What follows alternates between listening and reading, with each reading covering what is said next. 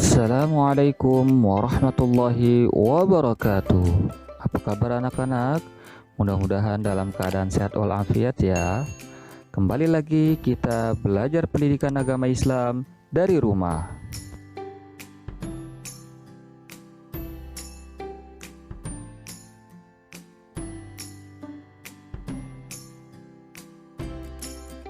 Pada kesempatan kali ini kita akan belajar pelajaran 10 tentang kisah keteladanan Wali Songo dengan subtema kisah teladan Wali Songo. Baik anak-anakku sekalian, sebelum kita mulai belajar, jangan lupa berdoa terlebih dahulu ya, agar kita diberikan keberkahan dan kemudahan dalam menerima ilmu. Berdoa dimulai.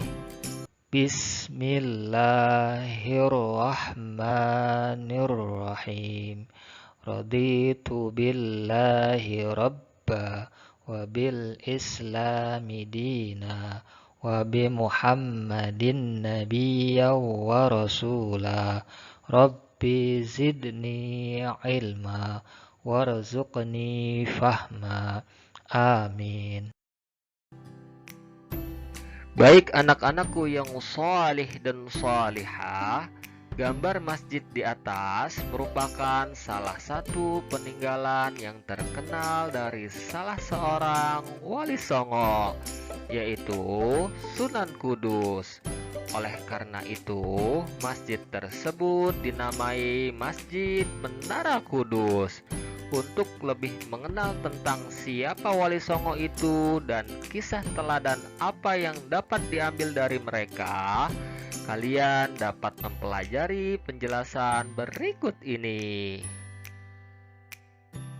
Baik anak-anakku yang shalih dan shalihah, kisah teladan Wali Songo yang pertama adalah Sunan Gresik atau Maulana Malik Ibrahim. Maulana Malik Ibrahim disebut juga Sunan Gresik atau Sunan Tandes. Ia lahir di Samarkand, Asia Tengah, dan wafat di desa Gapura, Gresik, Jawa Timur.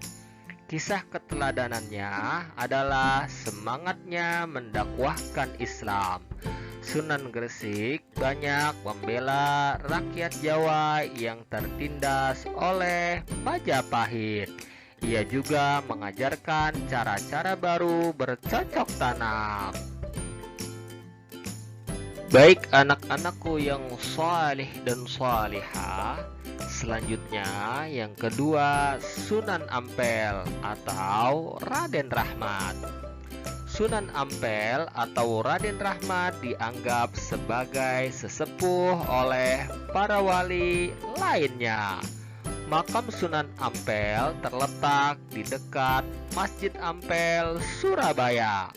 Kisah keteladanan yang menarik adalah ketika Sunan Ampel berdakwah kepada Prabu Brawijaya. Meskipun akhirnya tidak memeluk agama Islam, Prabu Brawijaya terkesan dengan ajaran agama Islam sebagai ajaran budi pekerti yang mulia. Sunan Ampel mengajarkan falsafah mohlimo. Yang dimaksud dengan mohlimo adalah tidak mau melakukan 5 perbuatan tercela, yaitu yang pertama, main atau berjudi. Yang kedua, ngombe atau mabuk-mabukan. Yang ketiga, maling atau mencuri.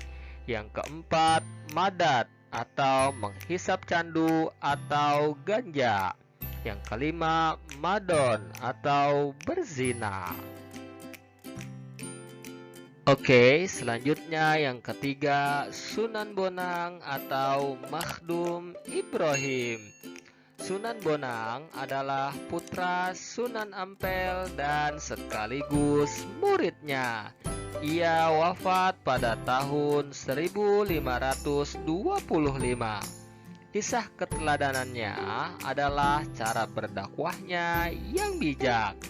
Sunan Bonang sering menggunakan kesenian rakyat untuk menarik simpati mereka. Ia memasukkan alat musik bonang pada seperangkat alat musik gamelan. Oleh karena itu, ia dikenal dengan sebutan Sunan Bonang. Sunan Bonang juga pengubah suluk wijil dan tembang Pemboati. Oke, selanjutnya yang keempat, Sunan Derajat. Sunan Derajat juga putra Sunan Ampel. Ia diperkirakan wafat pada tahun 1522. Pesantren Sunan Derajat dijalankan di Desa Derajat, Kecamatan Paciran, Lamongan, Jawa Timur. Kisah keteladanannya adalah cara dakwahnya yang menekankan keteladanan dalam hal perilaku yang terpuji, kedermawanan, kerja keras, dan peningkatan kemakmuran masyarakat sebagai pengamalan agama Islam. Sunan Derajat juga berdakwah melalui kesenian. Tembang Macapat Pangkur disebut sebagai ciptaannya. Oke, selanjutnya yang kelima, Sunan Kudus. Sunan Kudus adalah putra Sunan Ngudung atau Raden Usman Haji. Ia memiliki peran yang besar dalam pemerintahan Kesultanan Demak. Ia menduduki posisi sebagai panglima perang, penasihat Sultan Demak, dan hakim peradilan negara. Sunan Kudus banyak berdakwah di kalangan kaum penguasa dan priai Jawa. Di antara yang pernah menjadi muridnya adalah Sunan Prawata, penguasa Demak, dan Arya Penangsang Adipati Jipang Panolan. Salah satu peninggalannya yang terkenal adalah Masjid Menara Kudus. Sunan Kudus wafat pada tahun 1550. Oke, selanjutnya yang keenam, Sunan Giri. Sunan Giri adalah putra Maulana Ishaq. Ia termasuk murid Sunan Ampel dan seperguruan dengan Sunan Bonang. Salah satu keturunannya adalah Sunan Giri Prapen yang menyebarkan agama Islam ke wilayah Lombok dan Bima. Sunan Giri sangat berjasa mendakwahkan Islam di Jawa, bahkan sampai ke wilayah timur Indonesia. Ia pernah menjadi hakim dalam perkara Syekh Siti Jenar. Ia pun juga berdakwah melalui kesenian. Tembang Islami untuk dolanan anak-anak diciptakannya seperti jamuran, jitungan, dan delikan. Oke, selanjutnya yang ketujuh, Sunan Kalijaga atau Raden Said. Sunan Kalijaga adalah putra Adipati Tuban yang bernama Tumenggung Wilatikta atau Raden Sahur atau Sayyid Ahmad bin Mansur atau Syekh Subakir. Ia adalah murid Sunan Bonang. Sunan Kalijaga juga menggunakan kesenian dan kebudayaan sebagai sarana untuk berdakwah, seperti wayang kulit dan tembang suluk. Tembang suluk, ilir-ilir, dan gundul-gundul pacul juga dianggap sebagai hasil karyanya. Oke, selanjutnya yang kedelapan, Sunan Muria atau Raden Umar Said. Sunan Muria atau Raden Umar Said adalah putra Sunan Kalijaga. Ia adalah adik ipar Sunan Kudus. Tempat tinggalnya di Gunung Muria yang letaknya di sebelah utara kota Kudus, Jawa Tengah. Seperti ayahnya, Sunan Kalijaga, ia berdakwah dengan cara lembut. Kesenian gamelan dan wayang tetap digunakannya sebagai alat berdakwah. Sunan Muria menciptakan tembang sinom dan kinanti. Sasaran dakwahnya para pedagang, nelayan, pelaut, dan rakyat jelata.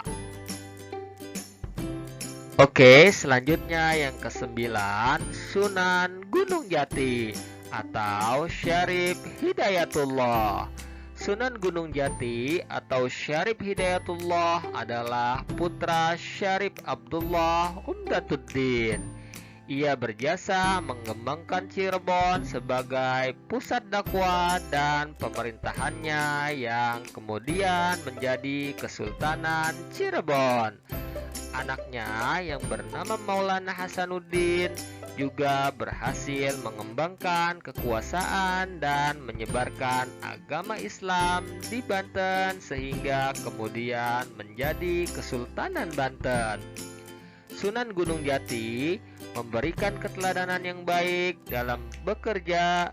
Ia sering ikut bermusyawarah dengan para wali lainnya di Masjid Demak. Pada pembangunan Masjid Agung Sang Cipta Rasa 1480, Sunan Gunung Jati melibatkan banyak pihak, termasuk para wali lainnya dan sejumlah tenaga ahli yang dikirim oleh Raden Patah. Baik anak-anakku yang soleh dan solihah, untuk tugasnya kalian jawab pertanyaan berikut ini. Kemudian kalian salin pertanyaannya dan kalian tulis jawabannya di buku tulis kalian. Setelah itu kalian kirim hasil jawaban kalian ke Bapak Ibu guru agama kalian. Oke, cukup sekian pembelajaran pada pertemuan kali ini. Mudah-mudahan apa yang kita telah pelajari bermanfaat untuk kita semua. Jangan lupa di subscribe ya.